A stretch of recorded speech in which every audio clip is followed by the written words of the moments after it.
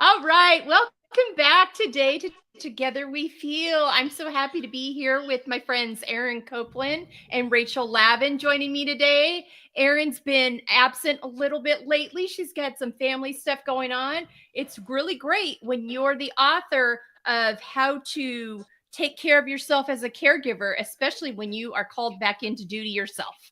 So we're going to let Erin revisit that. Rachel's rocking her Golden Girls shirt, and I feel like the three of us have a little Golden Girls energy here with us today. we're all sitting here in the same generation. But Erin, it's so good to have you back. Rachel, it's so good to have you here with me. I love having you all here. And today's open topic, so it is all the things that we are feeling right here today. And instead of me kicking it off, we're going to start with Erin. How are you, my friend? I was able to show up, and I can't tell you how excited I was to I think it was noontime my time. So I'm not going to tell her I can do it because I don't know what's going to happen today. And it finally got to be like noon. And I was like, nobody's called me. Things are quiet on all the caregiving fronts. Like, I can do it. So I sent the email real fast. And I'm like, now it's done. I'm doing it. I don't care what happens out there. I am doing it. And so, well, we are so happy. And so today I am totally feeling like my Sophia energy. I feel like just a little sassy, run away from Shady Pines kind of vibes. But what's been interesting for me lately, and Melissa, you can tell your side of this when you heard me, but I've been in such, I guess, really a liminal space because I've been hungry to create, and there's so many ideas I have. But I got pulled back into some caregiving roles, and in a very real way. Like my grandfather has not been well. We've been entering end of life planning, so they've been very heavy topics, difficult doctor's appointments, and it's emotional and it's draining. And so I've had that tug of I want to be in this place and creating these things, but I'm needed somewhere else. Yeah. And so I think it was 2 weeks ago, I was dedicated to being here. And then things happened with the family. And I started off the email to Melissa saying, I am so sorry. And the response I got back from her was in pure F.E.E.L fashion of, do not apologize to me for taking care of you and your own. And I was so grateful to hear that. Like, oh my gosh, yeah, I'm beating myself up for taking care of my health because I have my own stuff going on and taking care of my family and for prioritizing those things. Mm-hmm. So those are all the things I'm bringing in today. So I love that though, because that was the first thing I was like, because that's what we do as women. I realized, so I was sharing my story. I was speaking last week, I had an event at my home with a local group that I'm part of, the Fresno County Women's Chamber of Commerce. And I was sharing my story and how I got on this track. And I was sharing and kind of laughing about the fact, not laughing, that when I had my health awakening in the fall of 2019. And I was in the lobby of the hotel telling the young kid that was probably a student at Texas Tech that I thought I was maybe having a heart attack. And I was trying to comfort him because he was 3 shades of white on his face. And so I'm trying to comfort him, but also I'm the one having this like health scare. Like, that's such a classic woman move. like, okay, the poor kid, I'm freaking him out. But also, I think I might need some medical attention. I might be having a heart. So yeah, so I went back to that. I'm like, that is what we do. We just apologize instead of like, no, I got to show up for my life today. And so opening with, thank you so much for your patience with me. I really appreciate you understanding. Those are some other alternative sentences, ladies, that you can use when you just need to show up for your life and need to move some things around in your calendar. Because and changing that narrative of life is going to happen and life is going to life. And no, we don't want to be flaky and undependable. I'm not talking about that. I'm talking about the big things that come up where it's just like, you know what? I mean, I had to do it this morning. I spent a lot of time this morning shifting my calendar around. Other things have come up. One of my calendars isn't talking well with my other calendar. So I got double booked in some spaces. I mean, there was just a lot of things. And so I needed to do that. And so I was like, I would just reach out, let me know if you can do this or if we need to move it to another date. Thanks so much for understanding. I mean, these are all, I'm using all of these as examples of we can do besides apologizing when we need to not abandon ourselves and honor our boundaries. Because the funny thing about that is, Erin, you had reached out to me the week before. I'm like, oh boy, the next time I'm on next week, I'm going to have a lot to say about boundaries. And so, do you want to add to that before I go to Rachel? Oh my goodness. Do I even remember what all of the boundaries were? I think they were really mostly with myself and Yeah. working through those codependent tendencies. And Yeah. I'm really, this is a hard sentence for me to still say. I'm still learning this, but am I manipulating this situation because I want someone to do something my way? Even if I think it's in their greater good, which is a very codependent thing. We're like, no, we're helping. But you'll notice when you pay attention to your body, it doesn't feel aligned. There's something that feels icky about it. And it's because in reality, we're manipulating the situation. Yeah. And so those boundaries with myself of I'm gonna have to be patient. I'm gonna have to sit. I can ask the question and then I gotta wait. And I have to get the call. I have to be asked for help. I cannot bulldoze my way into these situations. And yeah, those are those are the big ones. Yeah. Those are really big. I have those situations sometimes. I've got 3 adult daughters now. And if there's something that they ask an opinion on, and I've got a different idea or I want to share information, then I have to here's the information and then let it go and not find and I never thought about it, but it's like trying not find ways to try to get them to do what I think they should do because I know best. and let them be the completely autonomous adults they are. Be like, they've got the information. Now it's for them to do what they will do with it. If they have more questions or want to follow up, they know where I am. But that's tricky though, especially when you have a specific area. Like I've written a whole book and course on how to care give people. I know what I'm doing. Listen to me. I mean, that's hard. Oh my gosh. I mean, that's so hard. So yeah. Oh my gosh. So good. All right.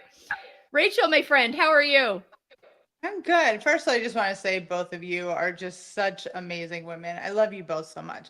I just think that when we are able to have, Erin showing up in her authentic self, and Melissa, you're always your authentic self. It just ignites me to feel good no matter where I'm at. So thank you both. I love being here. I actually have kind of a different perspective when we're talking about setting boundaries as women and stuff. I realized that when we were talking, or you two were talking, and I was listening, that sometimes other people in our life kind of make us feel like we have to apologize all the time for having that instance where you just couldn't help it. You had to back out of recording, and like you said, I mean, tech things go wrong all the time.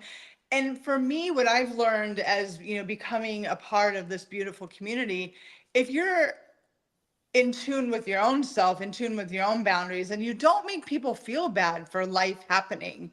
And I just remember growing up, like having a couple of people in my life that just couldn't bend, right? I mean, things happen, you are emotional, maybe you just don't want to be social today. And instead of them being like Melissa was, don't apologize, I get it, especially if it's not a habit that you do. Yeah. And instead of supporting me in that, like, oh, I get that. Next time, I'll see you next time you're in town, or you know what I mean. So it's nice to have the whole rounded part of it. So yes, you've got life happening, but it's nice for me also to be understanding and supportive of that. So I love that you had that conversation and that brought that up for me.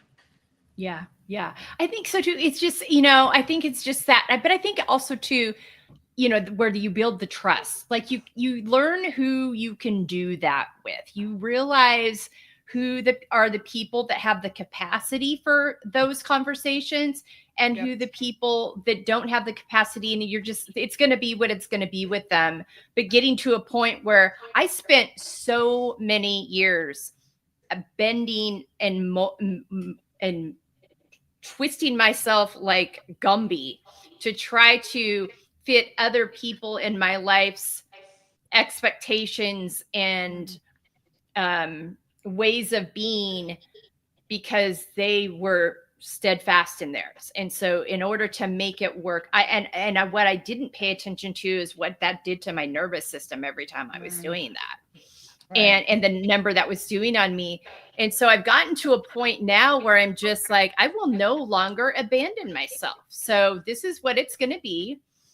And hopefully you all, you know, you understand. And if you don't, I wish you well. That's fine. I mean, I wish but I'm not going to abandon myself anymore. And part of the, moving things around this week is I had calendars not talking to each other, and I had a very busy May. And so I did not probably pay as close of attention as I would have to my June calendars I would have in a normal May. And so once I got in this morning, I took the weekend off, I refreshed, I got off everything. I didn't answer emails. I didn't do any social media for anything for ELN. I just did other things that were important to me and rested. But had some pool time, took a nap on Friday, whole 9 yards. And this morning realized, I've got some things jammed up here. This does not work. And so I'm going to need to ask some people to help me out and move some things around. And if they can't, then we'll go down that road. But I'm not going to do this to myself. I could do it. I won't do it. And that's what I'm willing to say now that I wasn't willing to say 5 years ago. I could do this, but I won't do this. Mm-hmm. And there's a part of you too, I feel like, especially in that moment when I wrote that specific email to you, Melissa, I was so tired. Yeah. I was so worn, so beaten down, and and there was this fear in me, which I still have to preface it with, this is not a reflection on you at all, because this is not the kind of person you are and not the kind of circle this is. But it's this voice that is still in me that's like, if my life is so messy that I can't do these things when I say I'm gonna, I will be excommunicated from the circle. Oh my gosh. I know. But I mean, and that goes just that fear. And so it's like, here. I am sorry, I'm not this person. This isn't how I operate. And it's my own tiredness and worn downness and kind of broken downness that then feeds into that fear and insecurity, that those things come out. So having that kind of support system like this group is, where you can be like, girl, no, you have so many things happening right now and you're awesome and we got you. And that's a big thing, because like Rachel, you just said, not everybody has that circle. And so when you do have the people who are like, but I was counting on you, and can't you just do this, or can't you just show up then? And you're forced to do it when you are tired, exhausted, worn, broken, crumbling. It's not going to serve anybody. Right. No one wins when they get that version of you. I mean, at that point, I was like, I wish I wasn't across the country from her. I just wanted to give you a hug. I was like, oh my God, because it's hard. I think we've all gone through, and we're all getting to those seasons in life where we're dealing with parents and grandparents who are aging and need our help. We've had to do it some already, going to have to do it more in the future. So we understand that. And it can be very unpredictable. I mean, my 2022 and 2023 were pretty much ruled by that in a ton of ways. I mean, both my in-laws died within 5 months of each other in 2023. And all we did in 22 and 23 is go back and forth between the state of Washington, and we were living in West Texas at the time, along with other family members that were jostling. And when you got phone calls and things happened, they were the kinds of things where you had to drop everything and make a decision on, all right, who's going to go now? Who's going to go be there? Who's going to show up? Whose turn is it? All the things. Is it all of our turns? I mean, whatever it was. And so just remember when people, I think, ladies, if someone reaches out to you and, give them grace. And also too, if they apologize and it's like, no, I totally understand. Also, reframe that. It's like, no need to apologize. I'm so happy to see you showing up for yourself. I'm so happy to see you not overextending yourself. Maybe celebrate that decision they made for themselves as a win is even another way you could reframe that, because those are the little wins that I look for each day. Of like, what did I do to support me today? What is a win that I did? A decision maybe I wouldn't have felt free to make 3, 5, 10, 15 years ago that I'll make for myself now.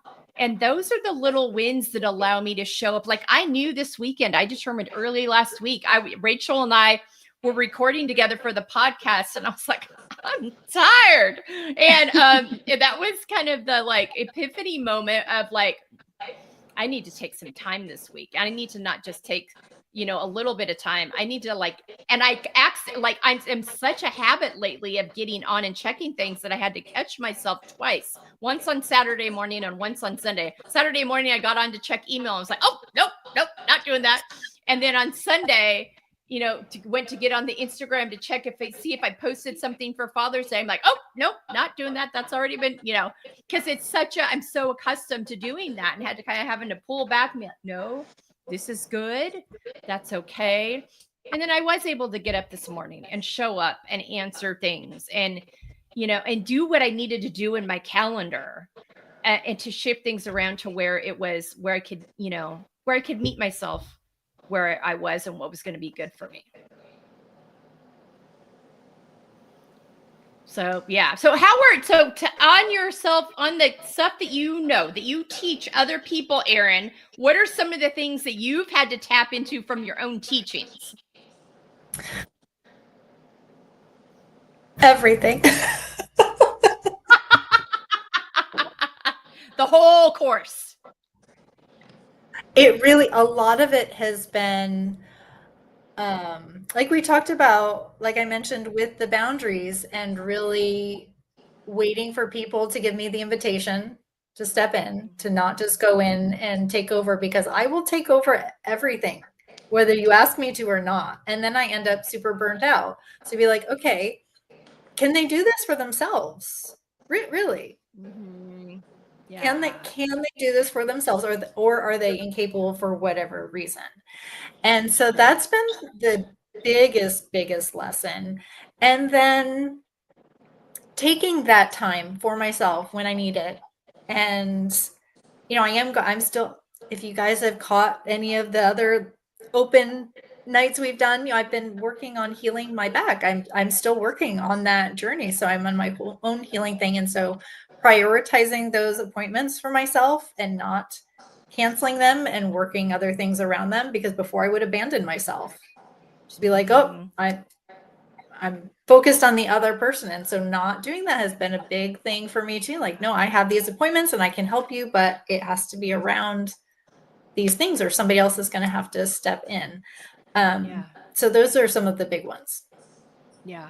Yeah. I think that piece is important, because our tendency historically is like, to look at our calendar and see what we can move of ours to accommodate everybody else, instead of like, no, this is a priority. And I know there's going to be a price to pay first for me, and also for anybody who's got to deal with me if I don't make sure I take care of me within this. And I don't need to abandon myself in this situation.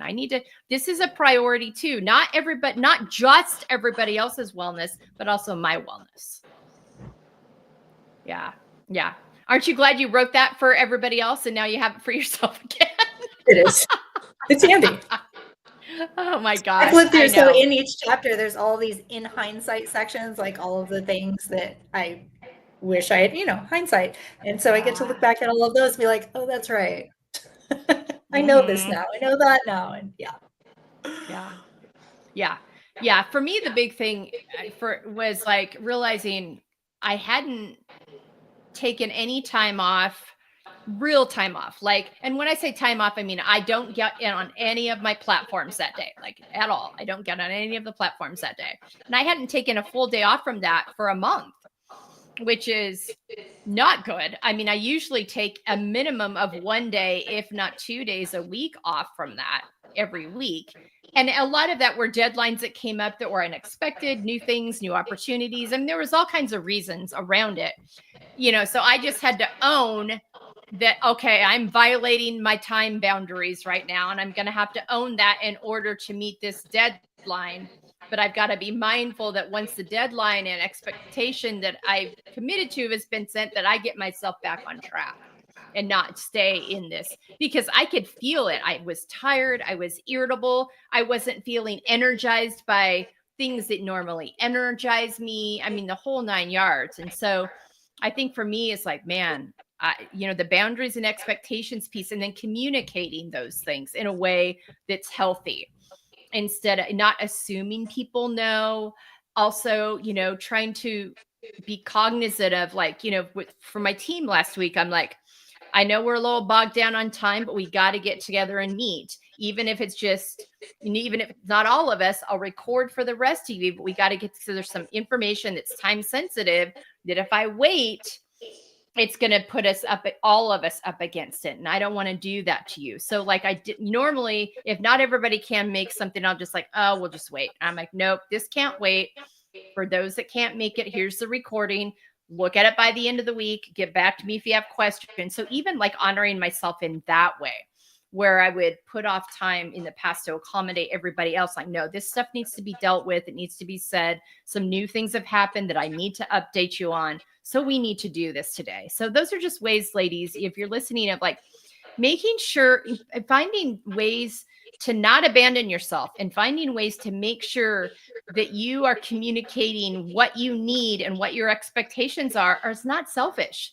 That's, communication is kind, it's helpful, it's supportive. And then you're not frustrated down the road about a situation you've created because you were trying to accommodate everybody else. Because, because that's what comes up too. Rachel, what's coming up for you in all of this? Well, I just, it's lovely to listen. I have not been through this situation yet, but I know it's coming one day. And so it's nice to kind of hear those stories for those who have gone before me. And, but I think preparing myself as far as having those boundaries, as far as not being apologetic, as far as being able to make decisions in a grounded, peaceful place is going to help me in the future. So I really appreciate this conversation in that sense. Yeah. Yeah. I mean, I think it's it's good when you can have people to walk through it with, because it's one of those things you don't really know till you get there. And then when you get there, like I've been working with another friend of ours that can't be with us today. I'm going to just leave her left unnamed, but she's going through a scenario that I've already been through. And so I was like, okay, do these things now. We didn't. And then we were left to make the decision in the moment. So if you haven't already, or no one's advised you on, get these things in order now. Know where you can access extra help. Know where you can access someone to come in the home.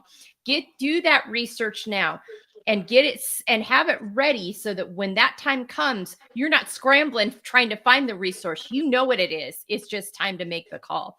So being able to support each other in that way too, I think. And then it's like, oh, good. I was able to help somebody avoid, a stressor, because you don't need additional stressors when you're going through these seasons. So yeah, think of those little tools, ladies, as you go through these different seasons, whether it's in your work, whether it's a challenge at work, or a challenge with your kids, or a challenge with your partner or your parents or grandparents or siblings, where it's like, others could come upon this. Take little notes, and then also make an agreement with yourself to make space for yourself still every day, because that is necessary for you to be able to continue to show up in this, especially if it's a caregiving situation, in a way that's fresh, good perspective, well rested, not irritable, clear thinking, it's really, really important. And it's the tendency, because the focus is always on the person that you're caregiving for, the tendency is to put all of your needs on the back burner. That is going to backfire on you. And Erin's got resources on that she's utilizing for herself again, but that she wrote and can share with you. I can't emphasize that enough, because again, that is our tendency to just do all of that.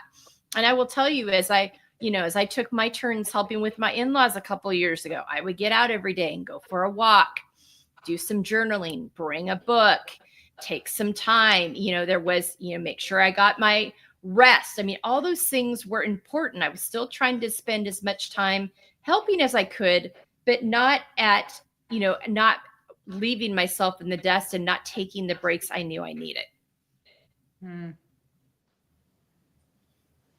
So yeah. So Erin, for people that are listening that are in the caregiving situation, what are some quick little tips? And all of Erin's resources are on our website. They'll be in our show notes. But what are some things, if you are housebound with someone, let's say, what are some tips that you can give to people to take care of themselves in those situations? I think fresh air is really important. So even if you are housebound,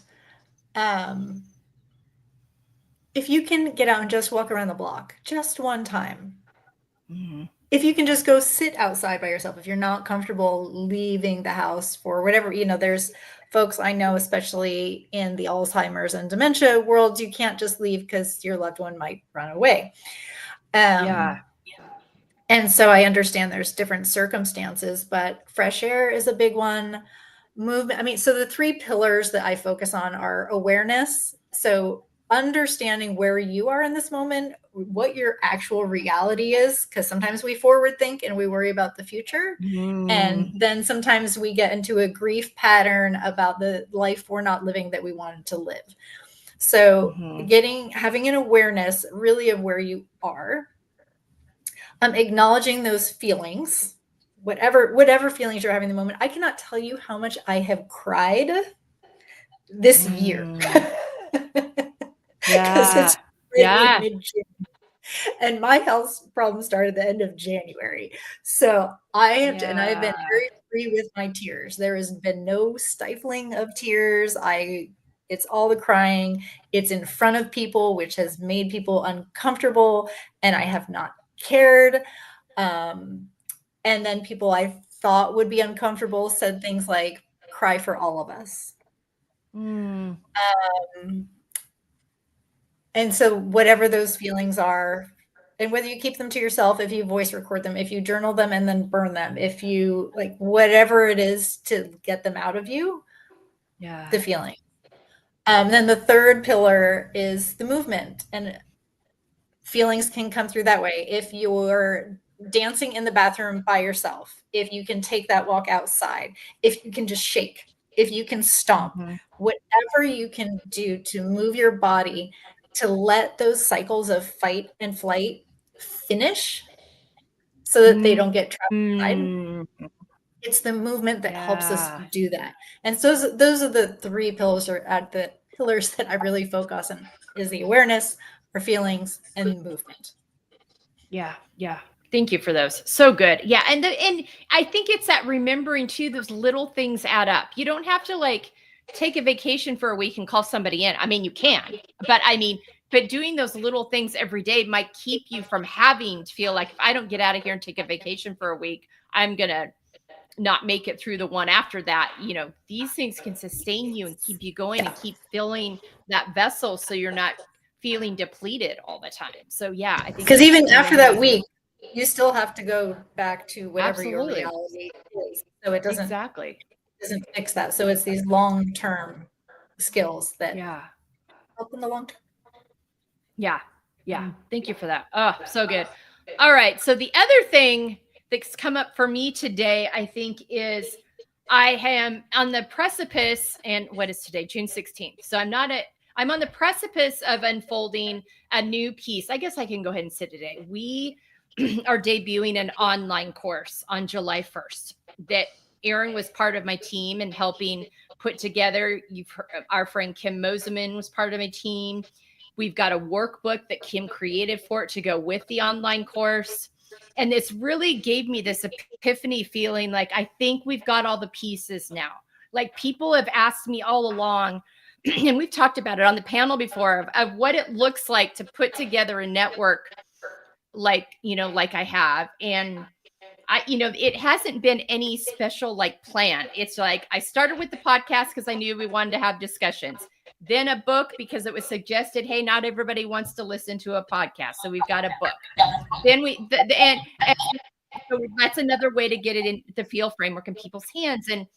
And then the panels kind of came organically as we were doing the radio show last year. We're like, oh, let's keep these. These panels are great. I think this is everybody's favorite thing that we've done, of bringing women's voices together and having these conversations.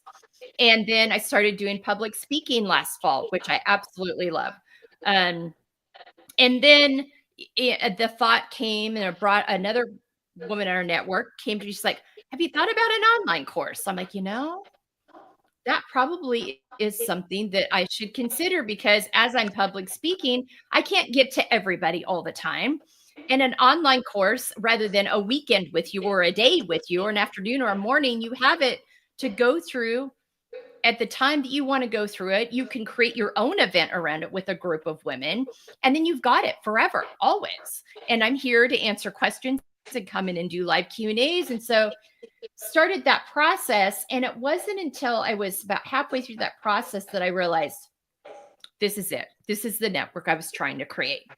It'll be our 4-year anniversary. And I've dawned on me this, because people are like, what are you trying to do? Are you trying to be the number one podcast? Are you trying to have the number one book? Are you trying to have the best panel show? What is I'm like, my goal is to get the F.E.E.L framework language into women's hands, and to move conversations and get women going. That's the hope.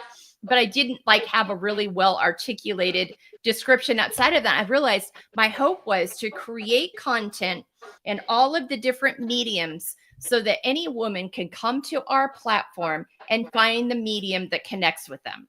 And whether it's, like I said, I don't want to repeat myself. So we've got something for everybody, whether you're a listener, taker, inner of information, whether it's a one-on-one listener or a group listen, you like a book, you like to read, you like a book club, or you really want to take that deep dive and do that online course and invite other women into it. Maybe you don't want to bring me across the country, or can't afford to bring me in for a weekend, but you got that online course. I mean, there's so many things you can do. And it was just that epiphany moment of like, this is what I was trying to do. I finally now know what I was trying to do 4 years into it so it's a very backwards way of getting there. I don't necessarily recommend it as a business plan, but it was also a very settling moment. But what I've now found is like, I'm like, okay, I've got everything. Everybody come now. I've got everything. And like, you don't have a marketing department or a PR department. So you're going to have to be a little bit patient with the rollout of this. I mean, talk about it when you get opportunities, but unless you win the lottery tomorrow, I've looked into paying for a PR and marketing person. It is not in my non-existent budget. And so also having to accept the reality of that too. And so I've really been I've got all these things, and I'm so excited for women to know about it, and also trying to figure out how to get it into women's hands because of just the truth of the reality of, so I've been doing a lot of inner wrestling and trying to calm my expectations and this is going to be something that comes over time. It's a marathon, not a sprint. I like sprints. I was a sprinter in high school and college. I like the fast finish. I'm not so much a big fan of the longer distance. I ran a half marathon a couple times in my 30s. I'm like, I don't need to do that anymore. That takes too long. And so it is my natural inclination to be like, oh, it's here. Let's go. Everybody come. Come on. And so that patience and enjoying the journey and taking the opportunities as they come, and not because a podcast guest really turned the tables on me last week.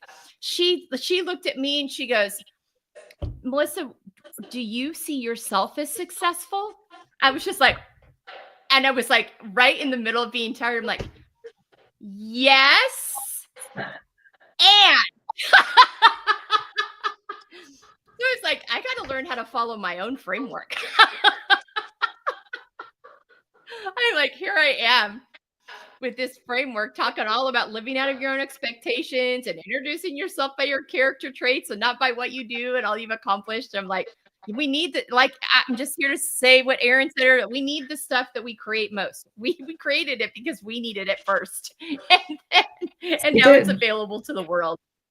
So that's my little expectations conundrum that I'm walking through right now. Oh my gosh, I'm right there with you, Melissa. So I'm working on, I mean, it's almost ready. It's almost ready. My caregiver archetype quiz. And that helps caregivers identify what phase they're in their caregiving journey. And it identifies their primary archetype, and then it's a whole thing. I'm not going to give it all the way, all the way. But I'm almost ready to send it out to my beta group. And today I was working on it. Like, I got it's 90% there. It's 90% there. And I found a document. I was looking for something specific, and I found this document that said quiz result, quiz something. And I started working on this in, I don't even want to say, April 2020. I had this, and it was a very rough concept. Like, it was so bare bones. Like, it's not at all what it is today. It's been 5 years that I've been like dreaming of this thing, wanting it to be something, but now it finally feels like it's something real and not just like spaghetti against the wall. There's actual meat behind the data. There, it's actually like a tool.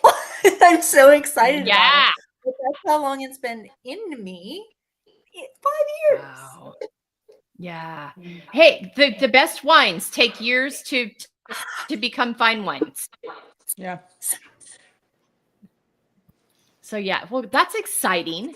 But it is though, like when those things are racing around in your head, and you finally get them out on paper. And Rachel, you and I talked about this as you've added the home organization piece to your plate, and and managing the expectations as you let people know about it and helping people connect the dots with all the different ways you can help them. I know that's something you've walked through too. Absolutely. I mean, I just, listening to you, Aaron, it's like we have, and you too, Melissa, it's like you have this idea, it's going to be lovely and helpful to people, and then you put it out in the world, and then crickets. And holding on to that attachment of why, where is everybody? Why don't they want this? But to let go of that expectation and just know that there is no time limit on helping someone or having someone hear something at just the right moment. I mean, I think we all know that we've heard the one thing that changed our life 5 billion times before that one time, and that's when it hit home. I mean, everybody works like that, right? I mean, I could say love your body until I'm blue in the face, and then I'll say it again tomorrow and someone will be like, what? So I've realized that attachment to what I'm doing and what I'm putting out in the world has no time limit. And that's why I think I'm finally coming back to my book, because I'm like, my sweet little book doesn't have to die. It doesn't have to collect dust on the shelf. I wrote it, just like you, Aaron. It was my baby in 2020. It was published in 2021. And because I didn't have the skills to promote it and do all the PR fancy things, I was like, I can't deal with this right now. But I do think that taking that step back and getting involved with Melissa, meeting all these other amazing women, I was like, oh, I can do this. And that's what, even having that, realization in such a simple way, it's very powerful. And I'm so grateful because I don't have to chase something. I don't.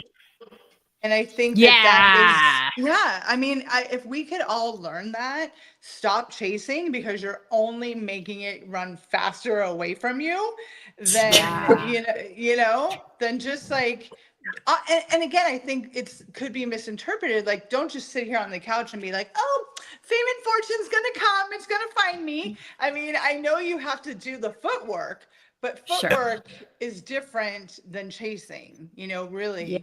Yeah. And that's the lesson I had to learn in the past few years.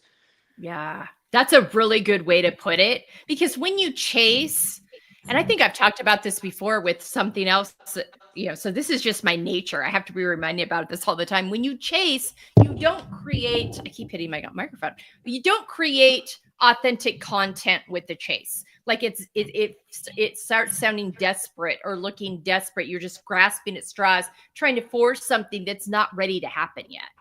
And I'm trusting that it will happen when it's time for it to happen, and that you've got it all there, and celebrate that. I mean, and because Aaron asked me a couple weeks ago, how are you going to celebrate this? And I did. I celebrated it really well. I did a weekend full of things that I loved, but then I was moving forward, and Brady's like, my husband was like, take a breath. You have been going hard and nonstop. And yes, I understand the desire to create momentum and all these different things, but also, you've been, take a breath and don't miss the little, things along the wins along the way.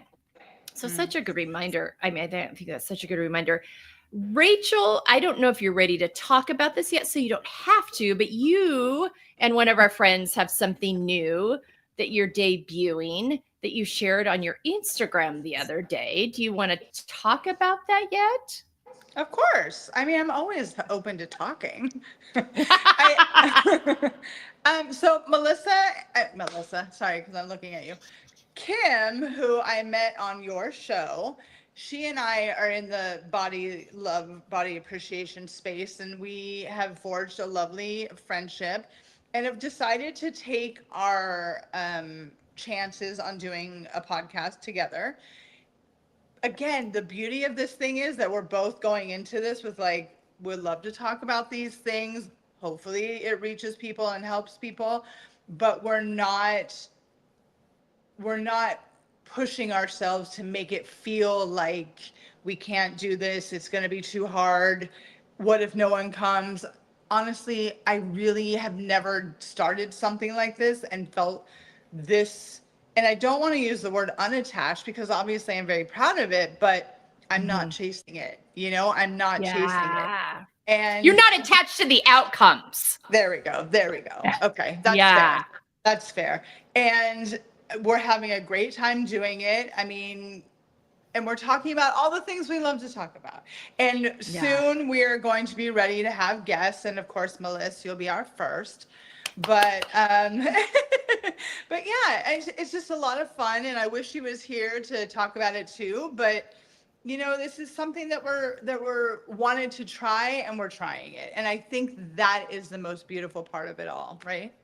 We're trying. Yeah. Well, it's my favorite thing in the world when groups of women that I am able to connect with are able to make connections with each other and create more magic and create more content and resources and support and safe spaces for women. And so, and I had a feeling like when those two were on a panel, when you two were on a panel last fall, I'm like, oh, they're going to be fast friends.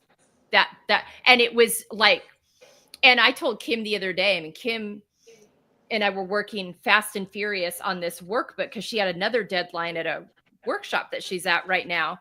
And I'm like, I feel like I've known you for 100 years. You know exactly, what to say to me and I've known you for 9 months. It's wild. So, but it's so fun for me to see these I was talking with our friend Laura Tolosi, and Laura's on here with us sometimes on these panels. And Laura's like, she was trying to jump on today. She couldn't. She had a group in her own community that she has that she had to run tonight. But she's like, I've met so many women since I met you. I'm like, and that's, I think, another part of the outcome, talking about earlier of like why I started this network and what my hopes were from it.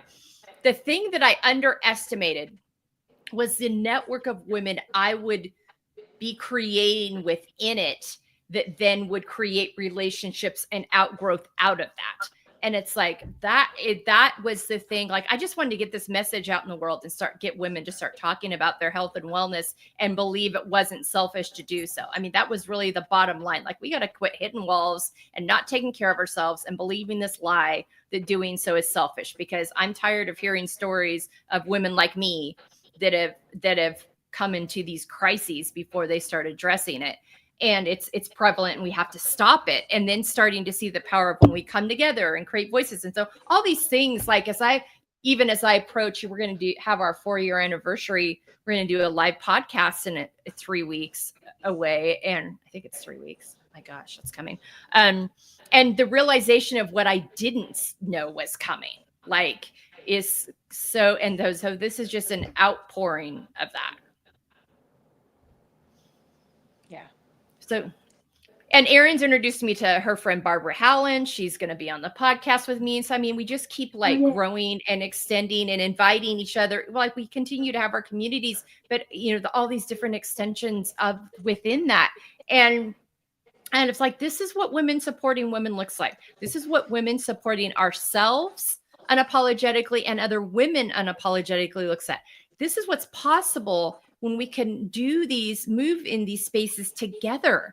Is it just creates more and more of a domino effect, and we get more of our voices and resources out to women who need it, so we can create a safe, healthy space for women to occupy.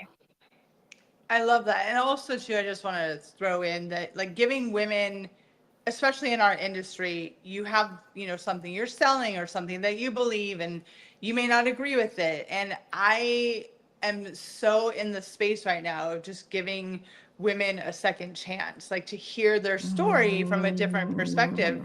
And I'll give you a great example. Jillian Michaels was on a podcast recently, and my honey was like, "You want to listen to it?" I was like, "You know what? I'm going to let go of my anger about her and all those years that I hated her on The Biggest Loser. Let me see, because maybe she's evolved too." And I was so pleasantly surprised that she has. And the things that she was saying on the podcast about exercise and it was just come from a very calm place. And I was like, yes, okay.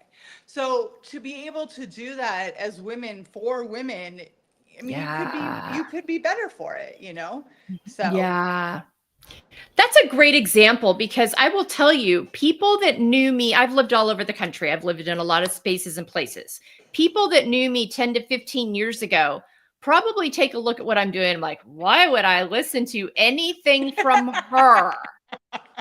What in the world could she possibly have to offer me? That's not to beat up on myself. That's just a statement of where I've come from and the space I was in. If I were them, I would think the same thing. And so I hope that those people will be like, I'll take a listen. Maybe she's learned some things. Maybe she's grown and evolved. Maybe she's, occupying a different space right now. So those second chances and sometimes third ones do matter. That, people can learn and grow and evolve. Some don't, but they can. And and so being in a space of like, I'm hoping somebody thinks that if in my favor, then it's a good reminder for me to extend that as well. I think that's so good. Yeah. Any thoughts from you, Erin? Just in listening to you guys talk, especially Rachel, with you and Kim talking about the podcast, just what came through for me was just two amazing women coming together with inspired, aligned action. So like you said, you're not chasing this thing, you're inspired and aligned and sharing this message that you love. And so how can people not also love that? And that it trickles through this community, like you said, Melissa, with different people pairing off, and just what you've built, it's all inspired, aligned action. Yeah. Yes. Yeah. I love that, because I think right now in the world, it's like a lot of us are looking for, where can I make a difference? Where can I difference? What feels in alignment to you? Because I can relate to what Rachel said. When I started the podcast 4 years ago, almost, it's the first time in my life that I started something without any expectation. I was like, I'm just going to try this thing. I don't exactly know what I'm doing, but I like to talk to people and I know what my journey's been like and I know what works and I know a lot of women across the country. So let's just start having conversations and see where this thing goes. I mean, that's literally was my thought process. And you all can hear me as I built it. My old habits have come into play. I'm like, oh wait a minute, we got to do this and this, and that's what helped. And that's not all bad. It just has to be managed and tempered at times to be like, wait a minute, remember, we're staying with what feels authentic. We're not chasing. I love that. And so, women, as you're thinking about those things, think about those things that feel natural, that feel aligned to you. We're just trying to make a difference one person at a time, one movement at a time, one moment at a time. And if it happened and if there's a trickle down effect with it, great. And so keeping, but not forcing something that doesn't feel natural, not forcing something and not putting an expectation out there that's just your own self-talk.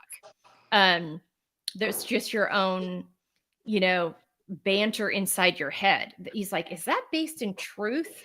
Or is that just an old tired narrative that I need to retire? So yeah, your takeaway this week as we wrap up is no chasing and no chasing. No chasing. It's hot outside. We don't want to chase. It's too hot for chasing right now. Correct.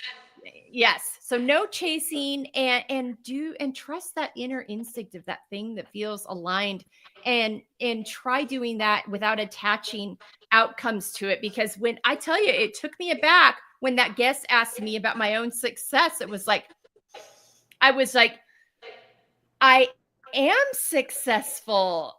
And I'm feeling so angsty because I've got all these other expectations I want to meet. But yes, that is such a good reminder that I am successful, not because of any outcomes or data or stats, but because I'm showing up every day as my most authentic self and sharing from and I will tell you, anytime I'm able to talk to people in person, or even sometimes as a podcast guest, they're like, wow, good thing you're not passionate about this. I'm like, good. I mean, I'm glad that exudes. I mean, because that comes through. And so people know that this is really important to me and it's from my core.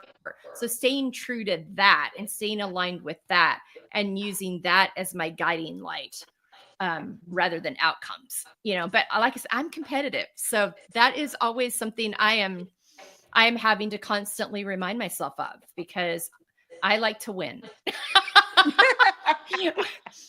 And so, but I have to sometimes redefine what is winning.